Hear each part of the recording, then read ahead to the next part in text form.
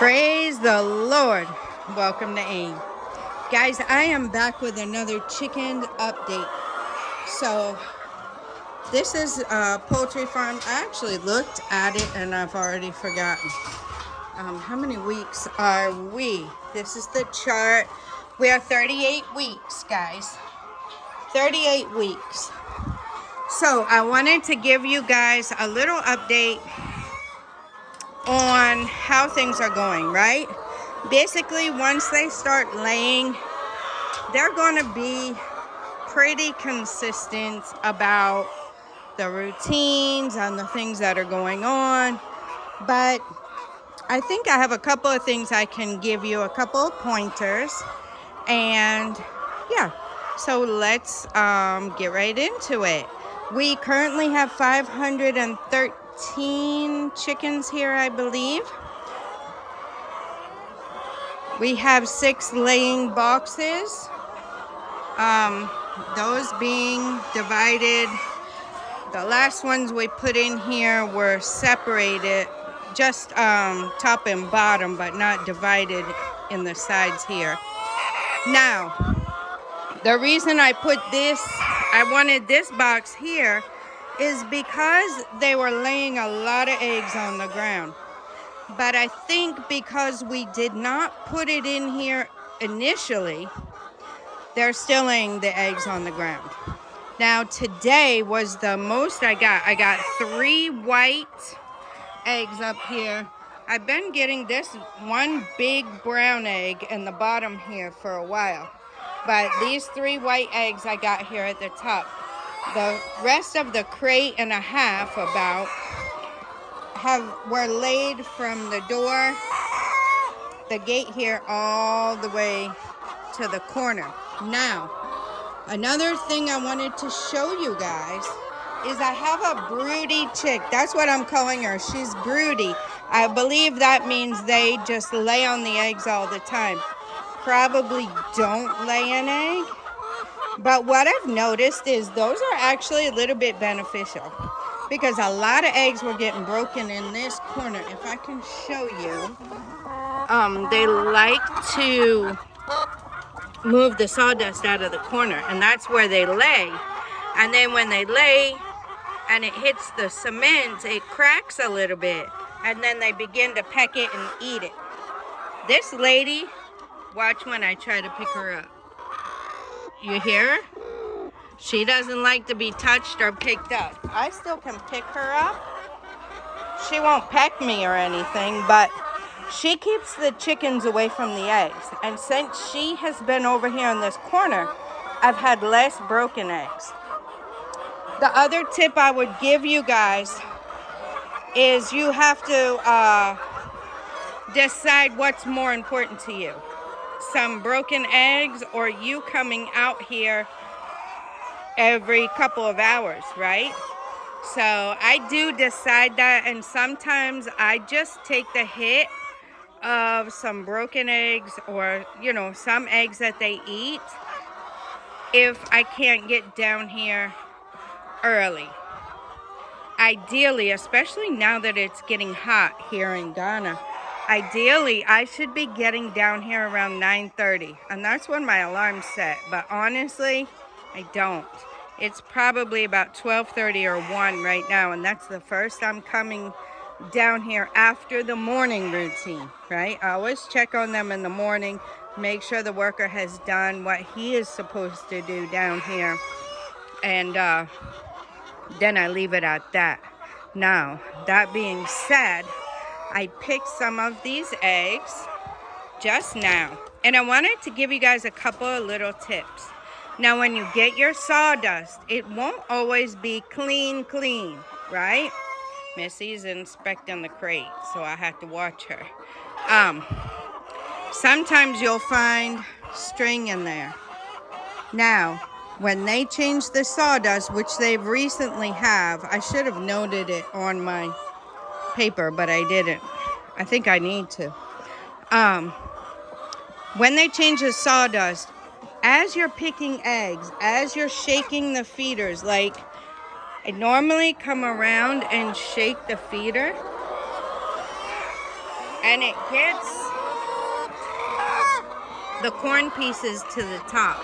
And they like that. So it kind of encourages them to eat. You see how this is looking?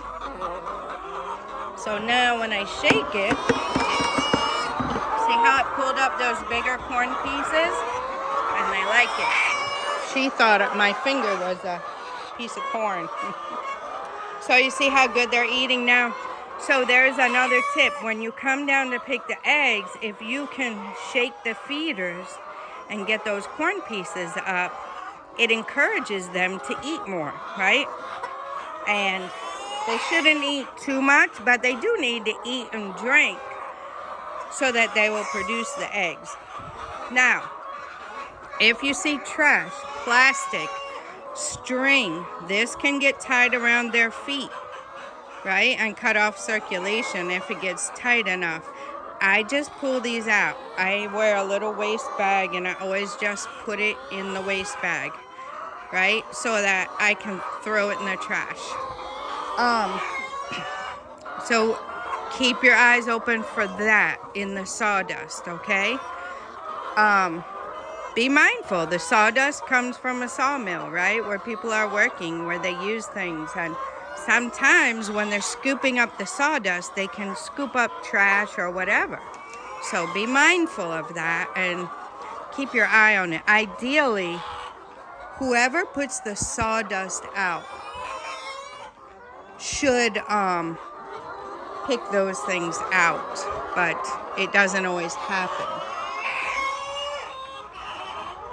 So there is one power tip.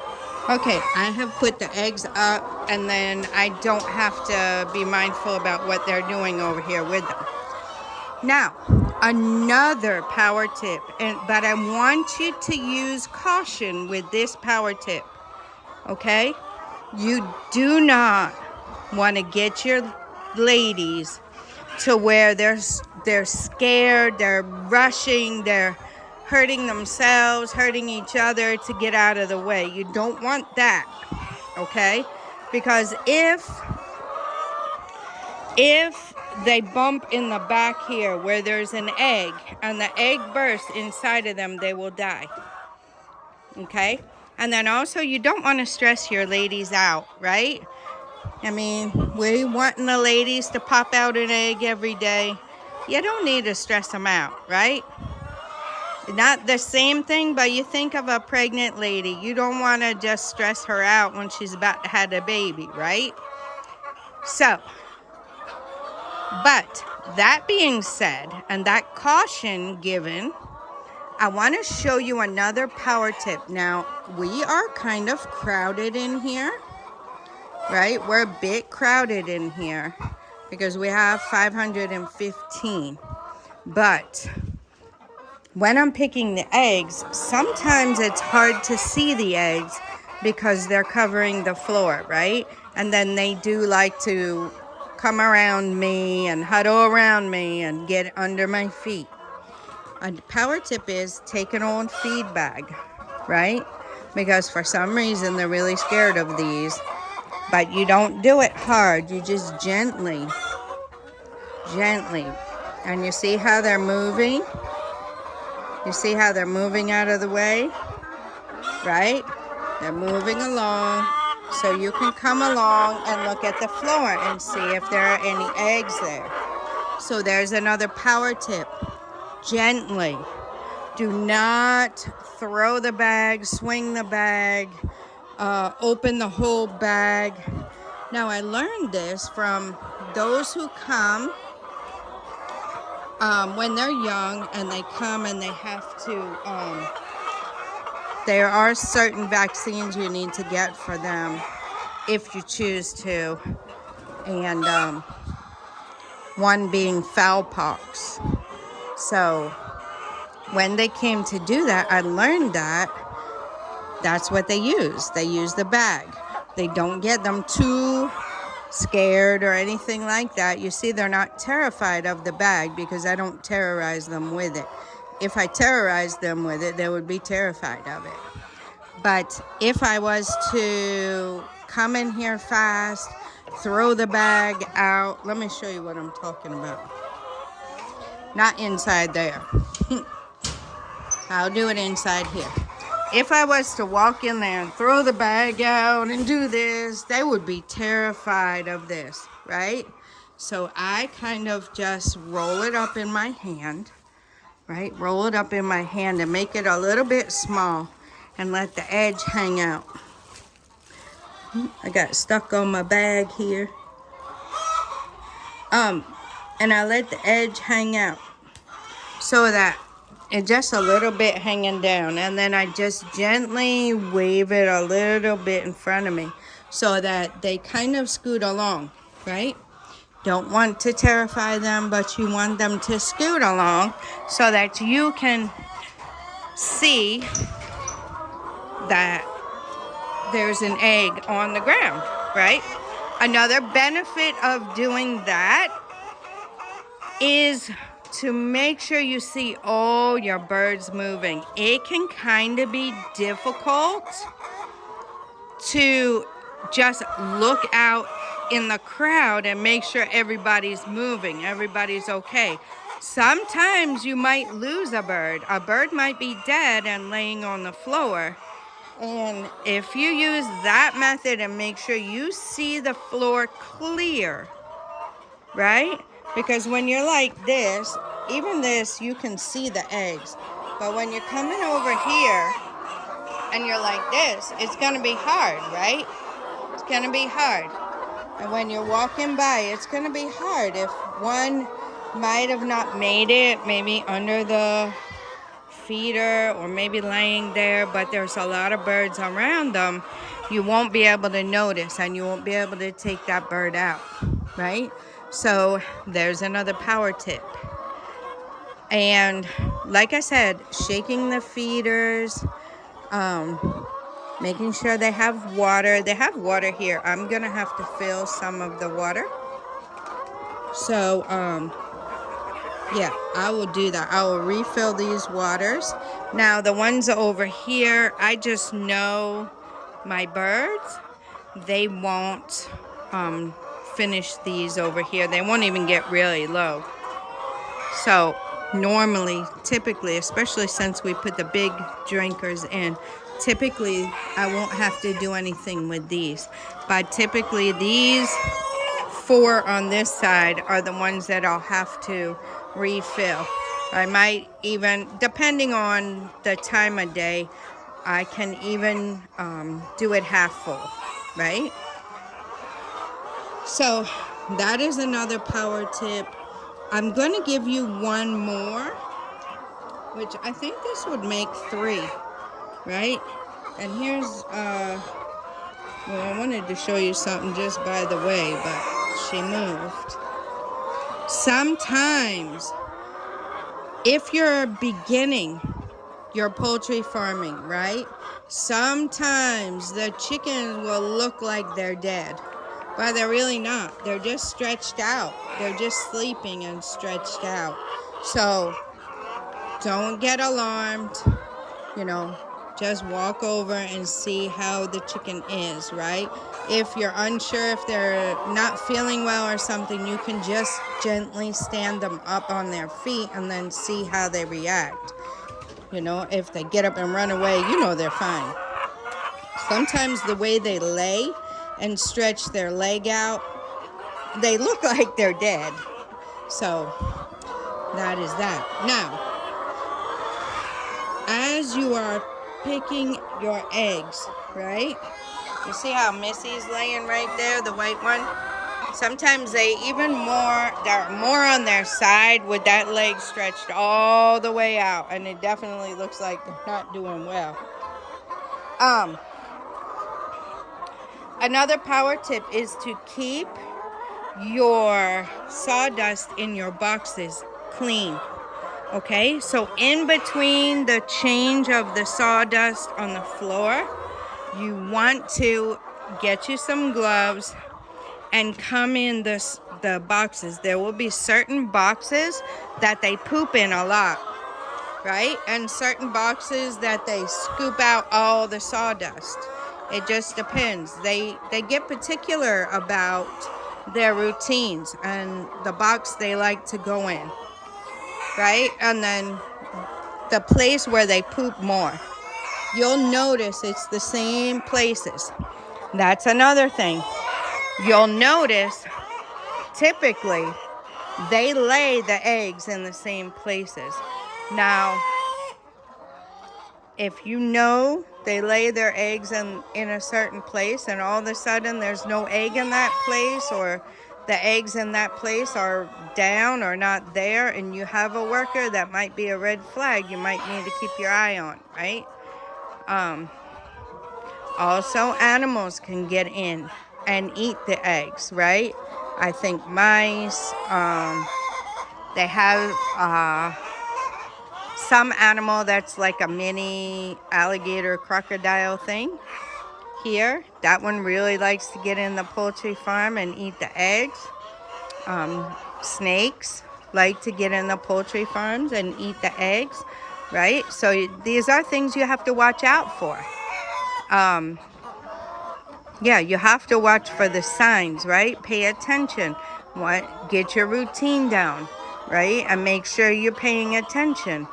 I know I pick a lot of eggs over here. I pick about 2 crates of 30 each over in this area.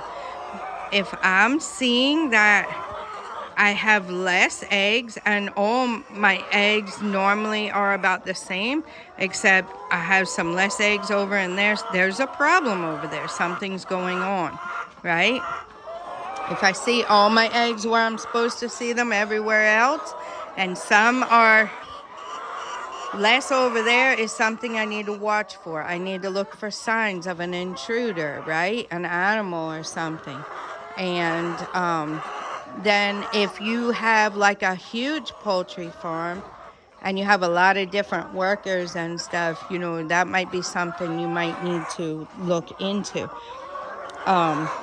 Here we're just small, right? We have 1 worker, so we're pretty good with that. People are people everywhere you go in the world, but you know, that is one big complaint I see in other videos and stuff about, and I've heard stories here too about them. They'll take the eggs out, like when they're taking out trash or something, and they'll put them together and then sell them outside, right? So if you have a big poultry farm, you have many workers and people in and out like that, and it would be hard to monitor that. So there's another power tip, a bonus. Just make sure you're keeping your eye on the records and everything. So that could reduce that problem there, right? If it's a big poultry farm and it's hard for you to do everything and you have a lot of workers, you're gonna want to put measures in place so that you know how many eggs you're getting, and so that there isn't a lot of theft. There's going to be theft everywhere, right? Whether it be an animal coming and stealing, or a person, a worker, there's going to be theft, right? Companies, you're running business, you know there's going to be theft or damage, right? You can be picking the eggs, you can drop an egg, whatever. There's a certain percentage of compensation for that, I guess, right?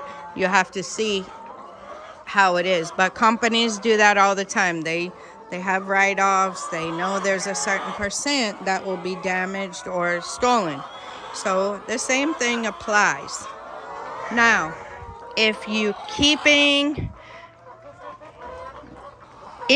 are keeping records, right? You'll know if your production is going down or something, and then that can alert you, and then you can start to figure out why.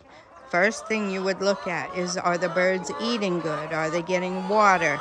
Are they sick? Are they looking like they're down or whatever? Or are they looking healthy and vibrant, right? So those are some of the things that can cause the production to go down. Now, if you're getting no signs of any of that going on, You also want to be looking. Are there places where rodents or something can get in and take the eggs, right? You want to observe your chickens. I can hear my chickens from my house because I've trained my ear. So I know the sound, right? And if something's going on down here, they will make a different sound, right? You will be able to tell. So you pay attention to those things. Then that will tell you if there's a rodent in there. I came down here one day and the chickens were scurrying from side to side. And I was wondering what was going on. I came in to check and see what was going on. And we did. We had an intruder. We had a rodent or one of those little crocodile, alligator type mini ones in the pen with the chickens. So they will alert you to something wrong. I wanted to kind of get my big long-handled shovel and try to catch it and squish it and do whatever I could do to kill it. But I decided I didn't know if they were poisonous, if they would bite, how they would react. So I decided to step out first without startling it and call my husband. And then he called the carpenter to come and help me. And then the carpenter came to help me. And we got it out of here. It ran up, ran out, ran into that pen. Actually, it did that before he came. It ran into that pen. And then the carpenter came, and I rushed up there and let him in. And then he came down in here, and he was the one that dug it out. And then I was outside of this gate, and when it tried to come out of this gate, I caught it, with the edge of the shovel and held it there, and then he came and took care of the rest. So, they're very fast. So that's why I'm telling you these kinds of things. These are some things, some tips that we've learned along the way. You could probably even put a smaller wire gush, a smaller fencing on there with smaller holes that would keep those things out. And then you could cover the top with the same thing, right? We have made provisions so it can't come back in the drain. So we did that. But yeah, those are some tips and some challenges that you might have in poultry farming and some things that you should look out for. And yeah, I'm trying to think if there's anything else. Just know that weather can also affect their production. Right now we are getting roughly 380 to 400 eggs per day. And yeah, like from 420 to 376. And then you'll also want to have a place to stage your eggs. And you will also, the best thing would be to sell them every day, right? But you really want to set a goal for yourself to make sure that you are selling all of your eggs every week. So we have found that works best for us because then it gives the buyer about 3 weeks to sell and use the eggs, right? Roughly, they stay good for about a month or so, as long as you don't get them wet. So you don't want any water on the eggs. I don't know if I showed you guys that. I guess I can show you what I do when the eggs are dirty. So, especially the ones on the floor. So we have some dirty eggs here. And what I do is I use this silver scrubber right? And then I hold the egg gently. It takes a little practice. You'll break some while you're learning to do it. But you hold the egg gently and then you just brush it off and it will come off. It will come off. There might still be a stain there, especially on the white eggs. But for the most part, you'll get them clean, right? And people like clean eggs. They don't like this one, right? So this will brush right off with that. So you'll want to clean them like that, but no water. If, let's say you get an egg, right? They lay an egg and it's close to the drinker and maybe like some little condensation or something might get the egg wet, right? Because somehow the drinkers tend to, they're drinking and then they drop some out of their mouth or whatever, or a little condensation from the water drinkers comes out. If the egg is sitting in that, typically you can use it, right? But you really, I take those out because I don't want anybody to get a spoiled egg. If you wash that outer coating off of the egg, then it will spoil quickly. But if you leave the egg as it's been laid, right? It's been laid and you don't get it wet. You don't wash it with water or anything. You don't get it wet. Then you don't have to refrigerate it. And then these eggs will stay for a while. They'll stay good for a while. The broken eggs, you can just take those, wash them off, and put them in the refrigerator and use them yourself, right? That's what we do. So, yeah, those are some tips that I don't think I've shared before. So hopefully that will help you. You do want to make sure they have a place to take their little dust baths. You see how they're doing here? They like to get in that sawdust and they like to brush it in them. I'm not an expert on the whys and everything of that, but you guys can check that out. They do like to take their dust bath every day. So you want to have a place for that. If you don't have enough sawdust on the ground or your sawdust is too old and it's thick and it looks like cement, they're going to take their sawdust somewhere in your boxes or whatever. And they're not really going to be happy if they can't get their sawdust bath. So it seems like a lot. But really, once you get your routine down, once you learn your birds, and then you decide yourself how big of scale you want to go. I don't know that we are going to go any bigger than this at this point, because I am thinking we're going to focus more on expanding maybe our livestock animals out there first. So once we situate what we're really going to do there, we would like to add catfish as well. So once we situate those things, then we might think about going a little bigger or doing maybe some more broilers. Or I don't really want to do broilers like where you have to put the light on all night and let them eat all the time. I don't really want to do that, but I don't mind putting them in here with the turkeys like this. I don't mind that. And those broilers are actually quite happy over there with the turkeys. They were not happy in here. And Missy here, they have been pecking on my girl. You see her head? She's up here waiting for me. I always let a girl get some water.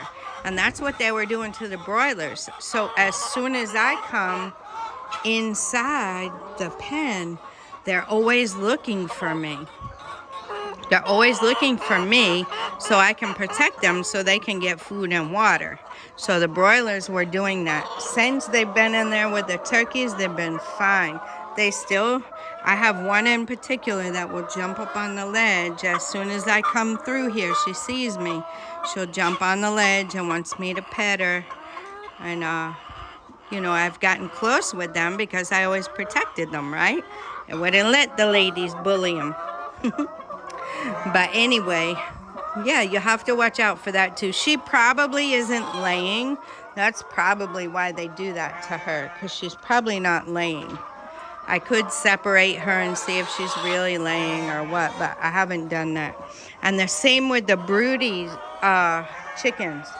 Sometimes they're broody and they don't lay, which broody, it kind of means they will just lay on the eggs, but they don't lay an egg, right? So ideally, you really don't want them because they're eating your food and they're not giving you eggs. But the thing I've noticed is, like, I call this one Puffer. I have a couple of puffers over here because she puffs up. But they lay on eggs and keep them from, keep the other chickens from breaking them. So I kind of find them beneficial for me. So you guys have to study your birds, right? You have to work it and see what you're thinking is beneficial to you. That's the same way. I know they're gonna break the eggs if I don't get down here by 9:30. I know that by all means they're going to break some, right? But I'm okay with that. I'm okay with that. If they break some before I get down here, if I have other things I have to tend to, then I'm okay with that. That's the sacrifice I actually make for not coming down here. But when I come down here, anywhere from 9:30, going the first time I come down here to pick eggs and sort them, takes me about an hour and a half. I pick probably about 12 to 13 crates of 30 each at that time. And then I weigh them, clean them, weigh them one by one, and sort them out. And then leave it there until the evening when I come down and I pick the rest that they've laid, which is usually not too much more. Then I finish sorting them and I mark my crates with the sizes, and then I stage them over here. So ideally, and it's been working out really good, we have had somebody taking all of the eggs every week. So my husband has some wholesalers that he sells to, and then they retail it out. So he sells the eggs to the wholesalers on the way to the 50-acre farm.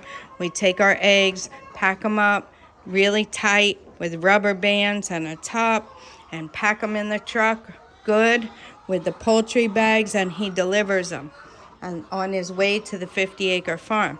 We also have another customer that buys eggs on Saturday. We have other customers besides that, which we try to fit in. We have a neighbor that gets 10 crates, you know, every so often, that has a small store. We have other neighbors that buy 1 or 2 crates at a time. You know, it just depends on what they sell or what they're consuming. So ultimately, our customers that will take all of our eggs every week, and actually we can't really supply all they want. So that is kind of a good thing. You'd rather have it like that than have too many eggs and you can't get rid of them, because at the end of the day, when you're paying for all of that feed and you're paying for the workers and you're doing the work yourself and you can't recoup it, it doesn't benefit you, right? And they still have to eat, right? Even if you cut the worker out, they still got to eat unless you're gonna process them. So yeah, so that is what we got going on, and those are your power tips. Last time I said I couldn't think of anything else, and I gave you a few more, but those are my current tips at this current stage that I would give you guys. Hopefully it will help you go further faster. Hopefully it will help alert you to certain things and let you know some solutions or just things to watch out for, right? Mostly here, the main issues that we've ever had with poultry on the poultry side is the rodents, right? We had some mice as well, and sickness, right? So if you're not careful, they sold us a dewormer that wasn't very good, so they ended up, getting sick. And then when we figured that out from the vet, we got the correct one, and now they're fine, right? But if you don't stay on the deworming schedule, that one is kind of a must. Whether you do it with a medication or you do it naturally, do your due diligence and research and test it out, some of the natural remedies. I would love to go that route, but we're not there at this point. But I would love to go the natural deworming route. Now, what I've noticed here is most of the dewormers have a lot of natural stuff in it anyway. Most of the stuff they use here is pretty natural. But yeah. So do your due diligence, do research, and take everything that I'm giving you and pack it away somewhere and save these videos. You can download these videos to save them for later in case you're coming across some issues. You can rewatch the video and maybe something will help you. But that is my goal, for you guys to go further faster and learn from what we are doing, mistakes we've made, things that we've tried and worked or didn't work, trying to share those things with you guys. So I hope you enjoyed this episode of a poultry farm tips, and I hope you've gleaned something from it. I hope you're taking your notes. And I do not have any type of downloadable document or anything like that for you guys at this point, but hopefully you're taking your own notes, things that stick out to you. I would encourage you, as you take time in your leisure, and this is something you like to watch and you want to do, make sure you're taking notes. Wherever you take notes, so that later when you're actually doing it, you can read through your notes, right? When you get to this stage, you can read through your notes and see what you've gleaned from. Note the YouTuber you watched. Note the video title. Note the date that it has been published, right? Because sometimes they change the title names. But just make some notes for yourselves so that you'll be able to go back and reference things again to help you. So those are my tips. I hope you've enjoyed it, and I'm gonna let you go at that. Till next time, God bless you.